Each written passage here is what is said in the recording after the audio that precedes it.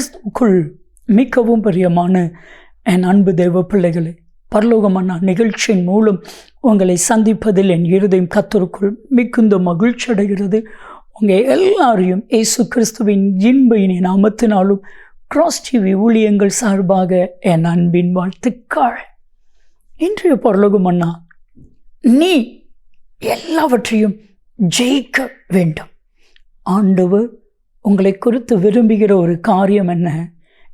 எல்லா காரியத்திலும் நீங்கள் ஜெயிக்கணும் அப்படின்னு விரும்புகிறார். பிசாசை ஜெயிக்கணும், உலகத்தை ஜெயிக்கணும், மாம்சத்தை ஜெயிக்கணும், பாவத்தை ஜெயிக்கணும், சோதனையை ஜெயிக்கணும், பாடுகளை ஜெயிக்கணும். ஜெயிக்க முடியும், ஜெயிக்க முடியும். 1 யோவான் 5:3, தேவனால் பிறப்பதை எல்லாம் உலகத்தை ஜெயிக்கும். என் அன்பு தெய்வ பிள்ளைகளே, நீங்கள் ஒவ்வொருவரும் தேவனால் உருவாக்கப்பட்டபடியினால் இந்த உலகத்தை ஜெயிப்பீங்க, பிசாசை ஜெயிப்பீங்க, பாவத்தை ஜெயிப்பீங்க, சோதனையை ஜெயிப்பீங்க, பத்துரவத்தை ஜெயிப்பீங்க. உங்களால் எல்லாத்தையும் ஜெயிக்க முடியும். கிறிஸ்துவுக்குள் மிகவும் பிரியமானவர்கள், ஆண்டவர் உங்கள் ஒவ்வொருவருடைய வாழ்க்கையிலும் ஜெயத்தை கொடுக்க விரும்புகிறார். ஆகையால் தான் உங்களை என்னை பார்த்து ஆண்டவராகிய இயேசு கிறிஸ்து சொன்ன ஒரு மாபெரும் வார்த்தை, யோவான் 16:33 வாசித்து பாருங்க. இந்த வசனம் எல்லாருக்கும் தெரியும். உலகத்தில் உபத்திரவம் உண்டு, திடன் கொள்ளுங்கள், திடன் கொள்ளுங்கள், நான் உலகத்தை ஜெயித்தேன் அப்படின்னு ஆண்டவர் ஒவ்வொருவரையும் பார்த்து சொல்கிறாரு. ஒவ்வொரு மனிதனுக்கும், ஒவ்வொரு மனுஷிக்கும் பாடுகள் உண்டு, வேதனைகள் உண்டு, கஷ்டங்கள் உண்டு, நிந்தைகள் உண்டு, அவமானங்கள் உண்டு, சொல்ல முடியாத துயரங்கள் உண்டு.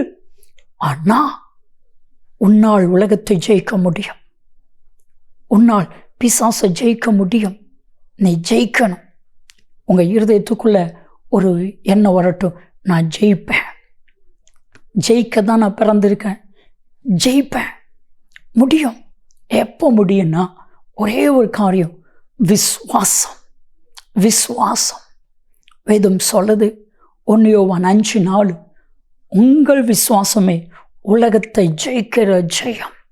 உங்களுக்குள்ள ஒரு விசுவாசம். ஏசு கிறிஸ்து உலகத்தை ஜெயித்தார், ஏசு கிறிஸ்து பாவத்தை ஜெயித்தார், ஏசு கிறிஸ்து சோதனைகளை எல்லாம் ஜெயித்தார், பாடுகளை எல்லாம் ஜெயித்தார். என்னால் முடியும்.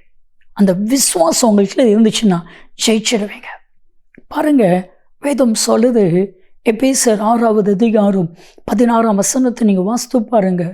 பொல்லாங்கன் எய்யும் அக்கினி அஸ்திரங்களை எல்லாம் அவிழ்த்துப்படத்தக்கதாக எல்லாவற்றுக்கும் மேலாக விசுவாசம் என்னும் கேடயத்தை பிடித்தவர்களா நில்லுங்கள்.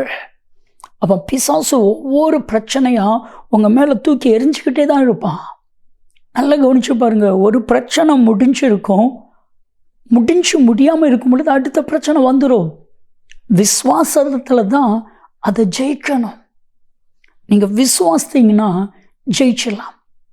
பிசாசை ஜெயிக்கக்கூடிய தைரியம், பிசாசை ஜெயிக்கக்கூடிய வல்லமை, பிசாசை ஜெயிக்கக்கூடிய கிருபை உங்கள் ஒவ்வொருவருக்கு கற்றுக் கொடுத்துருக்கிறார். விசுவாசிக்கணும், விசுவாசிக்கணும். என்னால் முடியும் சொல்லுங்க, என்னால் முடியும். என்னை பலப்படுத்துகிற கிறிஸ்துவினாலே எல்லாவற்றையும் செய்ய எனக்கு பலன் உண்டு. விசுவாசிங்க, ஜெயிச்சிடலாம். நம்ம சோர்ந்து போயிட்டா பிசாசு ஜெயிச்சிடும். நீங்களும் நானும் சோர்ந்து போயிட்டா பிசாசு ஈஸியாக நம்மளை ஜெயிச்சிடலாம். ஆனால் இன்னைக்கு சோர்ந்து போன உங்களுக்கு ஒரு விசுவாசத்தை கர்த்தர் ஒவ்வொருவருக்கும் கொடுக்கிறார். விசுவாசிங்க. ஒரு நாள் ஒரு ஐயாட்ட பேசியிருக்கும் பொழுது அவர் சொன்னார், பிரதர், பல பிஸ்னஸை நான் செய்தேன், அத்தனையிலும் தோற்று போனேன். ஆனால் சோர்ந்து போகலை. ஒரு விசுவாசம் எனக்குள்ளே இருந்துச்சு, ஒரு நம்பிக்கை எனக்குள்ளே இருந்துச்சு, ஒரு தைரியம் எனக்குள்ளே இருந்துச்சு. நான் ஜெயிச்சிடுவேன் என்கிற விசுவாசம், தைரியம் இருந்துச்சு. விசுவாசத்தோடு கூட ஜெபிக்க ஆரம்பித்தேன். ஆண்டவருடைய பெரிய கிருபையினால் எல்லாவற்றையும் ஜெயிக்க கர்த்தர் எனக்கு உதவி செய்தார். விசுவாசிங்க, ஜெயிக்க கர்த்தர் உங்களுக்கு உதவி செய்வார். ஜெபிக்கலாமா?